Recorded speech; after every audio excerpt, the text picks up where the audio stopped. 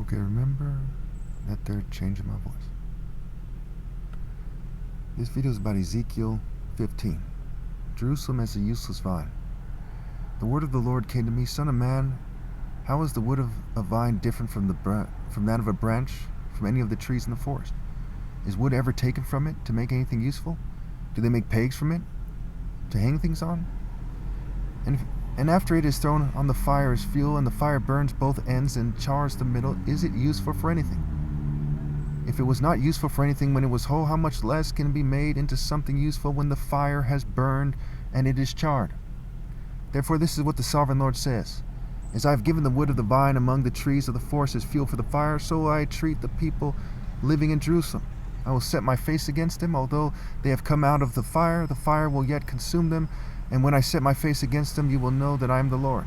I will make the land desolate because they have been unfaithful, declares the sovereign Lord. Now, to understand this chapter, we're going to have to get into Ezekiel 16, which is a very long chapter. It talks about Jerusalem as an adulterous wife. It talks about how, her ancestry and birth were in the land of the Canaanites, and their father was an Amorite and mother was a Hittite. And so it gets into a lot of ideas that have a lot of different connections, right? What were the Amorites before the Israelites existed as such? What were the Canaanites? What did they worship? Who was going through there? How does that relate to Nimrod and Abraham and Isaac and Jacob and Noah, etc.? There's a lot of connections there.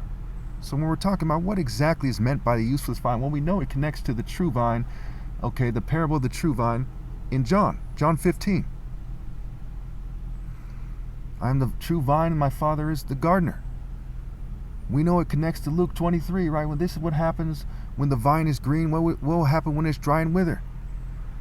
It connects to Revelation, where the woman who's clothed in the sun, who gives birth to the soul of Christ or to the presence of Christ, right? Jerusalem in the sky, what have you,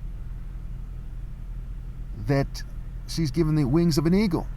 And Ezekiel 16 talks about the eagle. So there's a lot of connections there. But I'm going to say that God is describing Jerusalem as a vine and as a useless vine, Jerusalem of this world. And Jerusalem in Revelation is Jerusalem with God. Okay, so you have to understand that key difference there. And it also connects to the idea of the tree of life versus the tree of knowledge. It's being compared to a tree here. It says the wood is useless. That's why Jerusalem is a vine. Because man was supposed to yoke themselves to the tree of life in the Garden of Eden, and they failed.